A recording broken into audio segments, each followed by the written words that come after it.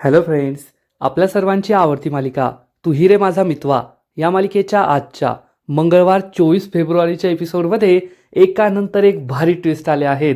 आणि ईश्वरी, अर्णव या दोघांनी अंजलीसाठी जे काही केले ना ते पाहून तुम्ही सुद्धा खूप खुश व्हाल. मग नेमकं घडलंय तरी काय?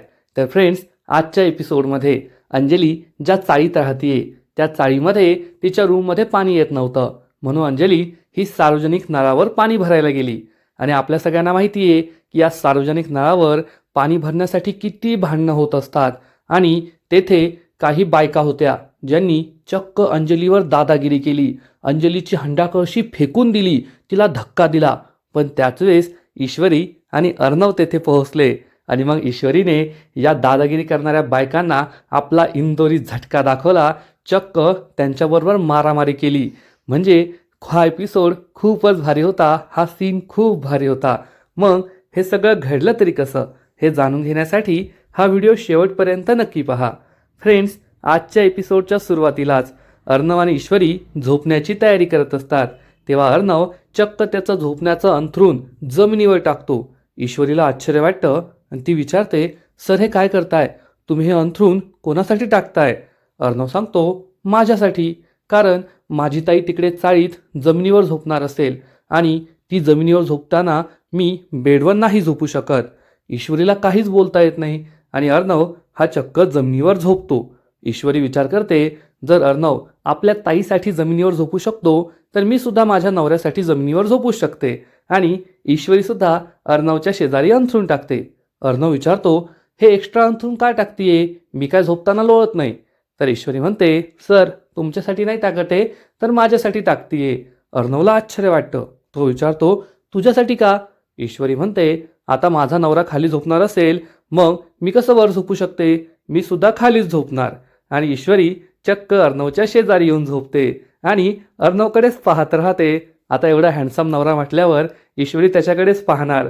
पण अर्णवला हे आवडत नाही. ईश्वरी त्याच्याकडे पाहून स्माईल करत असते आणि अर्णव चिडून विचारतो, माझ्याकडे काय पाहतेस? तर ईश्वरी म्हणते, काय पाहतेस म्हणजे? माझा नवरा आहे, मी तर पाहणारच. अर्णव खूप चिडतो आणि म्हणतो, मला झोप येणार नाही अशी, तू तिकडे तोंड कर. ईश्वरी म्हणते, नाही सर, मी तुमच्याकडेच पाहणार. अर्णवचा नाईलाज होतो आणि अर्णवच दुसऱ्या विरुद्ध दिशेने तोंड करून झोपतो. पण त्याचा खांदा दुखतो, त्याच्यामुळे तो पुन्हा एकदा ईश्वरीकडे पाहतो. ईश्वरी स्माईल करते तर अर्णव म्हणतो, मी काय जाणून बुजून नाही केलंय, माझा खांदा दुखतोय ना म्हणून इकडे पाहतोय. उगाच काही गैरसमज करून घेऊ नको. गुपचूप डोळे बंद करून झोप, माझ्याकडे पाहू नको. तर ईश्वरी विचारते, सर तुम्हाला काय प्रॉब्लेम आहे? तुम्ही सुद्धा माझ्याकडे पहा. अर्णव म्हणतो, गप्प बस, डोळे बंद कर, झोपून घे. पण ईश्वरी काय ऐकत नाही. अर्णव म्हणतो, ठीक आहे, जर तू डोळे बंद करून झोपली नाहीस ना तर मी अंगाई गाईल. ईश्वरी खुश होऊन म्हणते, वा वा सर, होऊन जाऊ द्या एक. आणि अर्णव चक्क त्याच्या भसाड्या आवाजामध्ये निंबोनीच्या झाडाखाली ही अंगाई गातो आणि त्याचा आवाज एवढा भसाडा असतो, तो एवढा बेसूर गातो की ईश्वरी चक्क त्याला म्हणते, नाही नाही सर, नका गाऊ नका गाऊ, तुमची अंगाई ऐकली ना तर मी आज काय कधीच झोपू शकणार नाही. आणि अर्णव अंगाई गायची थांबतो. ईश्वरी ही डोळे बंद करते, पण काही क्षणात ती पुन्हा एकदा डोळे उघडते आणि अर्णव पुन्हा एकदा त्याच्या भसाड्या आवाजात अंगाई गातो. ईश्वरी सॉरी म्हणते आणि झोपून जाते. आणि अवघ्या काही मिनिटातच ईश्वरी गाढ झोपते. अर्णव तिच्याकडे एकटक पाहतच राहतो. पण अर्णवला काही झोप येत नाही. त्याला अंजलीची खूप काळजी वाटत असते. आणि इकडे अंजली ही सुद्धा आपल्या चाळीतल्या खोलीत असते. तिला सुद्धा झोप लागत नाही. राजेश काही घरी आलेला नसतो. बॅकग्राऊंडमध्ये निंबोनीच्या झाडाखाली ही अंगाई सुरू होते. फ्रेंड्स, हा सीन खरंच खूप इमोशनल आहे. खरंच एका भावा बहिणीचं नातं हे किती गोड असतं, त्या दोघांना एकमेकांची किती काळजी असते या सीनमधून आपल्याला दिसतं. अर्णव याला झोप न आल्यामुळे तो आपल्या जागेवर बसतो. ईश्वरी झोपलेली असते आणि अर्णवला आपलं बालपण आठवतं. त्याला आईची आठवण येते, अंजली ताईची आठवण येते आणि या दोघींबरोबर घालवलेले क्षण, त्याचं बालपण त्याला आठवतं. अर्णव खूप इमोशनल होतो आणि त्याच्या डोळ्यात पाणी येतं. आणि इकडे अंजलीची सुद्धा तीच अवस्था असते. अंजलीला सुद्धा झोप लागत नाही. अंजली आईचा फोटो छातीशी कवटाळते आणि तिला सुद्धा लहानपणीचे दिवस आठवतात. अर्णवची आईची आठवण येते. तिच्याही डोळ्यात पाणी येतं. फ्रेंड्स, खरंच हा सीन खूप इमोशनल आहे. बॅकग्राऊंडमध्ये निंबोनीच्या झाडाखाली ही सुंदर अंगाई सुरू आहे आणि अंजली आणि अर्णवच्या डोळ्यातलं पाणी हे पाहून तुमच्याही डोळ्यात पाणी येईल एवढं मात्र नक्की. पण एकीकडे अर्णव आणि अंजली हे दुःखी असताना राजेश मात्र बिछाण्यात असतो, चक्क त्या रियाबरोबर, आणि हे दोघे रोमांस करत असतात. पैशांच्या बदलात रियाने राजेशची साथ मागितलेली असते आणि राजेश हा तिच्याबरोबर मस्त एन्जॉय करत असतो. आणि पाहता पाहता सूर्य उजाडतो, सकाळ होते. अंजली ही झोपलेली असते. अंजलीचा डोळा उघडतो आणि ती विचार करते, सकाळ झाली पण अजून हे आले नाहीत, काहीतरी मोठा प्रॉब्लेम झालेला दिसतोय. आणि ती राजेशला फोन लावते, पण ॲज युजल राजेशचा फोन स्विच ऑफ लागतो आणि अंजली ही आवरासावरी करायला उठते.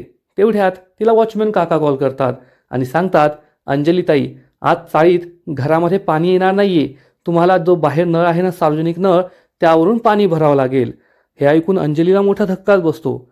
वॉचमॅन काका सांगतात, सॉरी ताई, मीही कामावर आलोय आणि माझी बायको सवितासुद्धा कामावर गेली असेल, त्यामुळे तुम्हाला मदत नाही करता येणार.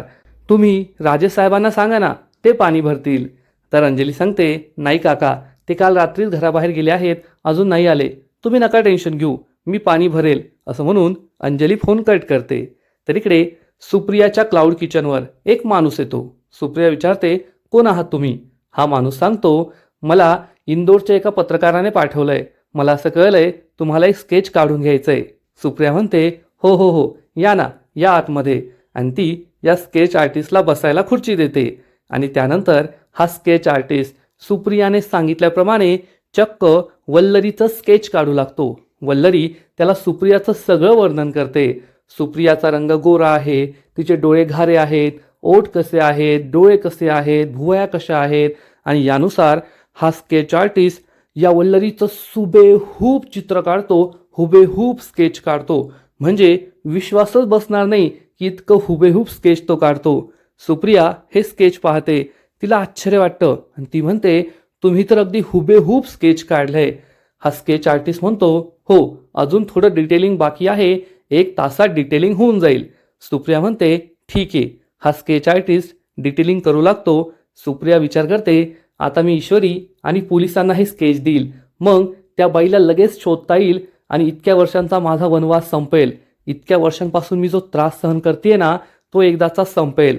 आणि तेवढ्यात नम्रता ही सुप्रियाला कॉल करते आणि सांगते, आई, मी बाबांना घेऊन फिजिओथेरपिस्टकडे जातीये, पण घरी गॅसवाला येणार आहे सिलेंडर घेऊन, तू घरी जाशील का? सुप्रिया म्हणते, ठीक आहे, मी जाते घरी. सुप्रिया या स्केच आर्टिस्टला सांगते, मला थोडं अर्जंट काम आलंय, मला घरी जावं लागेल, मी तुमच्या पत्त्यावर तुमच्या घरी येईल हे स्केच घेण्यासाठी, किंवा माझ्या मुलीला पाठवील, तुम्ही मला तुमचा पत्ता सांगा. हा स्केच आर्टिस्ट हो म्हणतो. थोड्या वेळानंतर ईश्वरी ही किचनमध्ये काम करत असते आणि तेवढ्यात सुप्रिया तिला कॉल करते, पण दोन्ही हात बिझी असल्यामुळे ईश्वरी फोन स्पीकरवर ठेवते. आणि तेवढ्यात वल्लरी ही ईश्वरीच्या मागे येते आणि सुप्रिया ही ईश्वरीला कॉल करते आणि म्हणते, ईश्वरी, एक आनंदाची बातमी तुला सांगायची आहे. हे ऐकून ईश्वरीला आश्चर्य वाटतं आणि वल्लरी त्यांचं बोलणं ऐकू लागते. वल्लरी ही ईश्वरीच्या मागे असल्यामुळे तिला काही वल्लरी दिसत नाही. वल्लरी त्यांचं बोलणं लपून ऐकू लागते. सुप्रिया सांगते, तू मला ती आयडिया दिली होती ना की बाबांचे एखादे पत्रकार मित्र असतील, त्यांच्या ओळखीने स्केच आर्टिस्टला बोलव आणि त्या बाईचं हुबेहूब चित्र काढून घे. मी तसंच केलंय. त्या स्केच आर्टिस्टने त्या बाईचं अगदी हुबेहूब चित्र काढलंय. आता ती बाई आपल्याला लवकरच सापडेल. हे ऐकून ईश्वरीला तर आनंद होतो, पण वल्लरीला जबर धक्काच बसतो. ती खूप घाबरते आणि ईश्वरी विचारते, आई, चित्र पूर्ण झालंय का? तर सुप्रिया सांगते, नाही ना, मला घरी जायचंय महत्त्वाच्या कामासाठी, त्यामुळे चित्र पूर्ण नाही झालंय, पण त्यांच्या दुकानावर जाऊन ते चित्र आपल्याला घेता येईल, तू जाशील का? ईश्वरी म्हणते, हो आई, तू मला पत्ता सांग. आणि सुप्रिया तिला पत्ता सांगते. अंधेरी ईस्टमध्ये कलाकृती नावाचं दुकान आहे, या गल्लीमध्ये, तेथे जा. आणि ईश्वरी म्हणते, आई, पुन्हा एकदा सांग. म्हणजे ईश्वरी तिला व्हॉट्सॲपवर, मेसेजवर, कशावर नाही विचारू शकत. ती पुन्हा पत्ता विचारते, म्हणजे वल्लरीच्या लक्षात राहिलं पाहिजे. आणि सुप्रिया पुन्हा एकदा पत्ता सांगते. आता तसं पाहायला गेलं तर सुप्रियाला काही काम नाहीये. सुप्रियाला घरी गॅसची डिलिव्हरी घ्यायला जायची आहे आणि सुप्रिया तेथे जाऊन हे स्केच घेऊ शकत होती, पण सुप्रिया ईश्वरीला सांगणार आणि सुप्रियाला काय काम आहे देव जाणे. पण एकूणच लवकरच वल्लरीचं खरं रूप समोर येऊ नये, वल्लरीला पकडलं जाऊ नये म्हणून ही सगळी नाटकं सुरू आहेत हे आपल्या लक्षात येतं. शेवटी मालिका आहे आणि ती लांबवली जाणारच. सुप्रिया पुन्हा एकदा पत्ता सांगते आणि हा पत्ता वल्लरी चांगला पाठ करून ठेवते आणि म्हणते ईश्वरी पोहोचण्याच्या आधी मी त्या दुकानात पोहोचणार आणि त्या स्केचची विल्हेवाट लावणार. म्हणजे एकदा का वल्लरीने स्केचची विल्हेवाट लावली की सुप्रियाच्या मेमरीमध्ये, तिच्या डोक्यात, मेंदूत जे वल्लरीचे चित्र आहे ते सुद्धा पुसलं जाईल आणि तो स्केच आर्टिस्ट कुठेतरी हिमालयात निघून जाईल. म्हणजे ईश्वरी आणि सुप्रियाला पुन्हा एकदा ते स्केच कधी काढताच येणार नाही, असं तर या मालिकेचं लॉजिक आहे. आणि थोड्या वेळानंतर अंजली ही पाणी भरण्यासाठी चाळीतल्या सार्वजनिक नळावर आलेली असते आणि तिचा 2 नंबर असतो. आणि तेव्हाच चाळीतल्या बायकांच्या नेहमीच्या सवयीप्रमाणे भांडणं सुरू होतात. एक बाई दुसऱ्या बाईला म्हणते, ए चल ना पुढे लवकर. आणि एक चांगली बाई असते ती अंजलीकडे मागे वळून पाहते आणि विचारते, तू या चाळीत नवीन आलेली दिसतीये. अंजली सांगते, हो आत्ताच आम्ही नवीन आलोय रेंटने. तर ही बाई विचारते, पण तू तर गरोदर आहेस, या अवस्थेत तुला हंडा आणि कळशी उचलता येईल का? तुझा नवरा घरी नाहीये का? अंजली सांगते, नाही ते कामानिमित्त बाहेर गेले आहेत, मी करेल ॲडजस्ट. आणि तेवढ्यात तेथे एक जाडी बाई असते आणि ती दादागिरी करते आणि म्हणते, ए चल हो ना पुढे, काय टाइमपास करतीये, काम आहे आम्हाला. तर ही दुसरी बाई म्हणते, हो हो जातीये, नको जास्त अक्कल शिकू. आणि चाळीतल्या बायकांची भांडणं सुरू होतात. अंजलीला मात्र हे काही आवडत नाही, तिला सवयही नसते आणि भांडण करण्याची इच्छाही नसते, त्यामुळे ती गप्प बसते. अर्णव आणि ईश्वरी हे दोघे घराबाहेर येतात. अर्णव ऑफिसला जात असतो तेवढ्यात वॉचमॅन काका तेथे येतात आणि अर्णव आणि ईश्वरीला सांगतात, तुम्हाला एक महत्त्वाची गोष्ट सांगायची आहे. अर्णव विचारतो, काय झालं? वॉचमॅन काका सांगतात, आता मला अंजलीताईंचा फोन आला होता. राजेश साहेब हे घरी नाहीये, रात्रभर ते बाहेर होते आणि आज आमच्या चाळीत घरात पाणी येणार नाहीये, त्यामुळे सार्वजनिक नळावरून पाणी भरायचंय. माझी बायको सुद्धा घरी नाहीये, त्यामुळे अंजलीताईला मदत नाही करता येणार. ईश्वरी आणि अर्णवला मोठा धक्काच बसतो. ईश्वरी म्हणते, सर आपल्याला अंजलीताईंची मदत करायला जायला हवं. हे दोघेही गाडीत बसतात आणि चाळीकडे यायला निघतात. इकडे अंजलीच्या पुढे जी बाई असते, जिचा नंबर असतो, ती पाणी भरते आणि मग अंजलीचा पाणी भरण्याचा नंबर लागतो. पण अंजलीच्या मागे एक जाडी बाई असते जी दादागिरी करत होती, भांडण करत होती. ती चक्क अंजलीच्या पुढे येते आणि स्वतःचा नंबर लावते. अंजली म्हणते, ओ ताई हे काय करताय, माझा नंबर आहे ना, मला पाणी भरू द्या. तर ही जाडी बाई म्हणते, ए आम्ही सुद्धा लाईनमध्येच होतो ना, मला आधी पाणी भरू दे. अंजली म्हणते, ताई असं कसं, मी तुमच्या आधी उभे होते, मी सुद्धा लाईनमध्येच होते, माझा पहिला नंबर आहे, मला पाणी भरू द्या. तर ही जाडीबाई चक्क दादागिरी करते आणि अंजलीची हंडा कळशी फेकून देते आणि म्हणते, ए काल परवा तू आली आहे चाळीत, मला अक्कल नको शिकू, मीच पाणी भरणार, गंगी आहे मी गंगी, माझ्यासमोर जास्त आवाज नाही चढवायचा. अंजलीला सुद्धा राग येतो आणि अंजली चक्क या बाईला बाजूला करते, गंगीला, आणि स्वतः तिथं पाणी भरू लागते. त्यामुळे गंगीला खूप राग येतो. गंगीची एक मैत्रीण असते आणि ती चिडून म्हणते, ए गंगे या नटमोगरीला पाणी नाही भरू द्यायचं बरं का, पहिले आपण पाणी भरायचं. आणि गंगी चक्क अंजलीची हंडा कळशी पुन्हा फेकून देते आणि अंजलीला हाताला पकडून धक्का देते. अंजली बाजूला जाऊन उभी राहते. अंजली चांगलीच घाबरते. आता काय करावं हा प्रश्न तिला पडतो. गंगी तिच्यावर आरडाओरडा करत असते. गंगी तिची आणखीन एक हंडा कळशी फेकून देते आणि ही हंडा कळशी चक्क अर्णव आणि ईश्वरीच्या पायाशी जाऊन पडते. अर्णव आणि ईश्वरीला समजतं की आपल्या अंजलीताईवर ही गंगी दादागिरी करतीये. अर्णवला राग येतो, पण ईश्वरीची तळपायाची या मस्तकात जाते. तसंही ईश्वरी चाळीतच राहायची, त्यामुळे ही चाळीतली भांडणं आणि या चाळीतल्या दादागिरी करणाऱ्या गंगीला कसं वठणीवर आणायचंय हे ईश्वरीला चांगलंच माहीत असतं. ईश्वरी म्हणते, अभि तो इंदोरी झटका दिखाना ही पडिंगा. आणि ईश्वरी चक्क पुढे जाते, आपले पदर, साडीचा पदर कमरेला खोचते आणि या गंगीला म्हणते, ए पनोती क्या कर रही तू.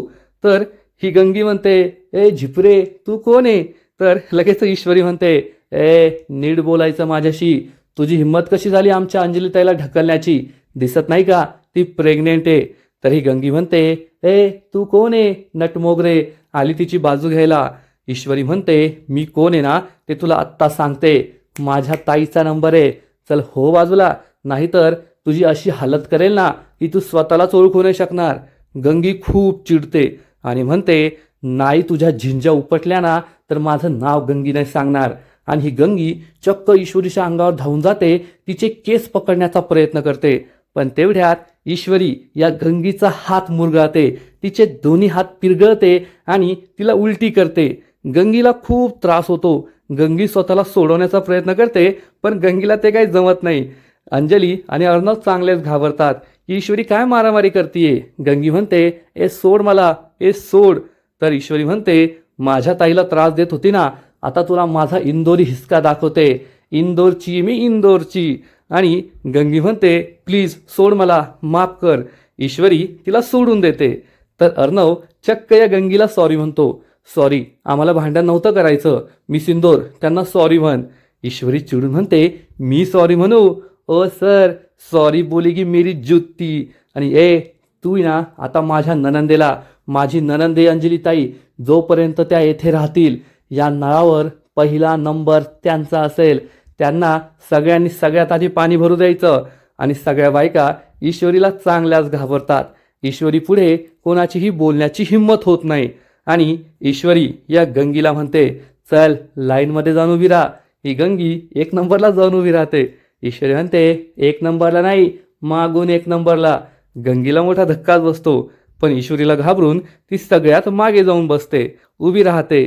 आणि एक दुसरी बाई ही खूप चिडलेली असते आणि ती ईश्वरीला डोळे दाखवते. ईश्वरी चिडून म्हणते, ए तू काय डोळे दाखवतेस, तुला सुद्धा मागे जायचंय का? तर ही बाई घाबरून म्हणते, नाही नाही, मी तिला ओळखत नाही, ती माझी कुणी नाहीये. आणि मग ईश्वरी चक्क अंजलीसाठी पाणी भरून देते. फ्रेंड्स, हा सीन खरंच खूप भारी आहे. आणि ईश्वरीने या गंगीची जी काही जिरवली ना, आपला इंदोरी हिसका मुंबईच्या चाळीत दाखवलाय, तो पाहायला खूप मजा आली. एवढं मात्र नक्की, अंजली हे सगळं पाहत असते, पण शेवटी तिचा फायदा आहे. आता ईश्वरी आणि अर्णव पाणी भरून देणार, त्यामुळे ती काहीच बोलत नाही. आणि मग ईश्वरी हंडा कळशी भरते. अंजली हंडा कळशी उचलायला जाते, तर अर्णव म्हणतो, नाही ताई, जसा तुला राग येतो ना तसा मलाही राग येतो. त्यामुळे मला रागावू देऊ नको, गुपचूप मागे जा, मी हंडा कळशी उचलणार. अर्णव आपला कोट काढतो, हा हंडा कळशी उचलतो आणि पुढे पुढे जातो. ईश्वरी आणि अंजली त्याच्या मागे मागे जातात. अर्णव हा खोलीत जाणार, इतक्यात अंजली तेथे येते, अर्णवला थांबवते आणि खूप मोठा जोक मारते. ती अर्णवला म्हणते, अर्णव, तू या घरात पाऊल नाही ठेवायचं, कारण छोटं असलं, कळकट मळकट असलं ना तरी हे माझ्या नवऱ्याच्या पैशाचं घर आहे. या घराचं भाडं, डिपॉझिट माझ्या नवऱ्याने भरलंय. तू म्हणाला होतास ना, माझ्या नवऱ्याची लायकी नाहीये तुला ठेवण्याची, तुझ्यासाठी घर घेण्याची, पण माझ्या नवऱ्याने मेहनतीने हे घर घेतलंय. ईश्वरी आणि अर्णव मनात विचार करतात, कसलं तुझ्या नवऱ्याने, सगळं आम्हीच केलंय. पण ते काहीच बोलत नाही. अर्णव चिडून म्हणतो, ताई, हे सगळं मी तुझ्यासाठी नाही तर माझ्या होणाऱ्या भाच्यासाठी करतोय, हो बाजूला. त्यामुळे अंजली काहीच बोलत नाही. अर्णव आतमध्ये जाऊन हंडा कळशी ठेवून येतो. अंजली खूप चिडलेली असते. अर्णव तिला म्हणतो, ताई चल घरी, तुझ्या हक्काचं घर तुझी वाट पाहतंय. अंजली म्हणते, तो हक्क तूच हिरावून घेतलाय, मला नाही यायचंय. तुम्ही दोघे आत्ताच्या आत्ता जा इथून, मला वाद नाही घालायचा आहे. अर्णव आणि ईश्वरीला खूप वाईट वाटतं आणि अंजली चक्क त्यांच्या तोंडावर दरवाजा बंद करून घेते. त्यामुळे हे खूप दुःखी होतात. अर्णव हा चक्क अंजलीच्या दाराबाहेरूनच तिला हाक मारतो, म्हणतो, ताई तुला आठवतंय का, लहानपणी मी तुला त्रास द्यायचो तेव्हा आपली आई माझ्यावर खूप चिडायची आणि मला शिक्षा करायची, मला अंगठे धरून उभं करायची. पण तुला त्याचा जास्त त्रास व्हायचा. तू आईला रिक्वेस्ट करायची, आपल्या चिंटूला नको ना शिक्षा देऊ, तो यानंतर असं नाही करणार. आणि आज तू मला शिक्षा देतीये. ताई प्लीज असं नको करू, माझ्याशी अबोला नको धरू, चल आपल्या घरी. पण अंजली काहीच बोलत नाही, उत्तर देत नाही. अर्णव म्हणतो, ठीक आहे, आज पुन्हा एकदा मी स्वतःला शिक्षा करतो. असं म्हणून अर्णव चक्क त्याचे अंगठे धरून उभा राहतो. हे पाहून ईश्वरीला जबर धक्काच बसतो. अंजलीला हे काही दिसत नाही. तर ईश्वरी ही अर्णवला म्हणते, सर उठा, प्लीज असं करू नका, स्वतःला त्रास करून घेऊ नका. अर्णव म्हणतो, नाही मी सिंदूर, जोपर्यंत ताई मला माफ करत नाही तोपर्यंत मी असंच पाय धरून उभे राहणार, अंगठे धरून उभे राहणार. हे ऐकून अंजलीला सुद्धा खूप वाईट वाटतं, पण ती काही बोलतही नाही आणि दरवाजासुद्धा उघडत नाही. पण ईश्वरीला हे पाहवलं जात नाही. ईश्वरी ही जबरदस्तीने अर्णवला उठवते आणि म्हणते, नाही सर, प्लीज तुम्ही असा स्वतःला त्रास करून घेऊ नका. आणि ईश्वरी ही अर्णवला समजावून सांगते, अर्णव सर, अचानक हा जो राग आलाय ना तो गायब होणार नाहीये. एका दिवसात अंजलीताईचा राग कमी होणार नाही, हे तुम्ही लक्षात ठेवा. आपल्याला हळूहळू त्यांचा राग कमी करावा लागणार आहे. पण एक गोष्ट तुमच्या लक्षात आली आहे का? अंजलीताई आता हळूहळू बदलायला लागल्या आहेत. त्यांचा राग कमी होतोय. कारण त्या आपल्यावर तितक्या चिडल्या असत्या ना, तर त्यांनी आपण भरून दिलेलं पाणी फेकून दिलं असतं, वापरलंच नसतं. पण त्यांनी असं केलं नाहीये. त्यांनी हे पाणी फेकून दिलं नाही, त्यांनी ते पाणी ठेवलंय. याचा अर्थ त्यांचा आपल्यावरचा राग कमी होतोय आणि हळूहळू त्यांचा आपल्यावरचा राग नक्की कमी होईल. अर्णवला सुद्धा हे पटतं. ईश्वरी अर्णवला म्हणते, पण सर, तुम्ही कोणासाठी तरी वाकला हे पाहून मला खूप छान वाटलं. अर्णव म्हणतो, माझ्या ताईसाठी केलं, दुसऱ्या कोणासाठी नाही करणार. तर ईश्वरी म्हणते, ठीक आहे ना, ताईसाठी केलं, पण तुमच्या नात्यासाठी केलं, नातं वाचवण्यासाठी केलं. हे मला आवडलं. म्हणजे बाकीची नाती वाचवण्यासाठी सुद्धा तुम्ही असं वाकू शकतात. अर्णव काहीच उत्तर देत नाही. ईश्वरी मात्र खूप खुश होते आणि त्याच्याकडे पाहून स्माईल करते. अर्णव हा ताईला म्हणतो, ताई, मला माहिती आहे आपल्या दोघांमधला बॉन्ड खूप स्ट्रॉंग आहे आणि आज ना उद्या तू मला नक्की माफ करशील. कारण आजपर्यंत मी अनेकदा चुका केल्या आहेत. त्या सगळ्या चुका तू पोटात घातल्यात. माझी ही चूकसुद्धा तू पोटात घालशील आणि पुन्हा घरी परत येशील. पण अंजली त्याला काहीच उत्तर देत नाही. अर्णवला वाईट वाटतं. ईश्वरी आणि अर्णव तिच्या दाराबाहेरच उभे असतात आणि आजचा एपिसोड येथेच संपतो.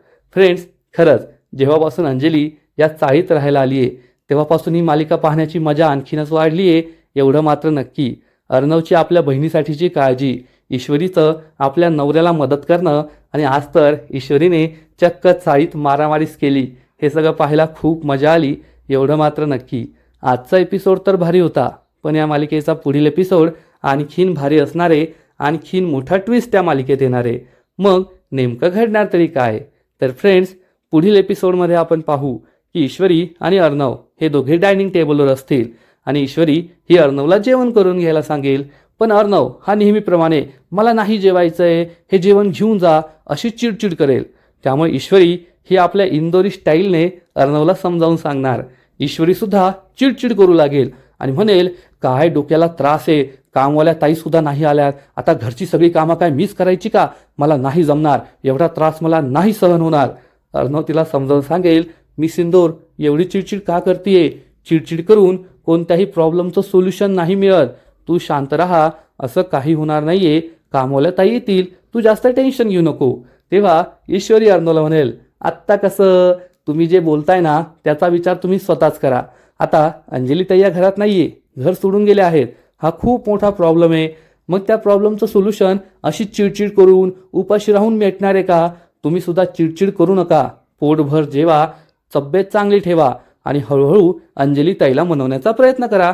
त्यासाठी प्रयत्न करा. अर्णवला सुद्धा हे पटणार. म्हणजे ईश्वरी अशा युक्त्या करून अर्णवला समजावून सांगते आणि तिची पद्धत खूपच भारी आहे आणि ती लवकरात लवकर अंजली ताईला सुद्धा घरी परत आणेल, एवढं मात्र नक्की. तर फ्रेंड्स, तुम्हाला सुद्धा तू ही रे माझा मितवा ही मालिका आवडते ना? आपली क्यूट रोमॅन्टिक जोडी अर्णव आणि ईश्वरी आवडतात ना? नक्कीच कमेंट करून सांगा. आणि तू ही रे माझा मितवा या मालिकेचे असेच नवीन नवीन अपडेट सर्वात आधी जाणून घेण्यासाठी व्हिडिओला लाईक करा, शेअर करा, चॅनलला सबस्क्राईब करून बेल आयकॉनवर क्लिक करा. म्हणजे या मालिकेचे नवीन नवीन एपिसोड जेव्हा येतील तेव्हा सर्वात आधी नोटिफिकेशन तुम्हाला येईल आणि नवीन एपिसोड तुम्हाला सर्वात आधी पाहता येईल. खूप खूप खूप धन्यवाद.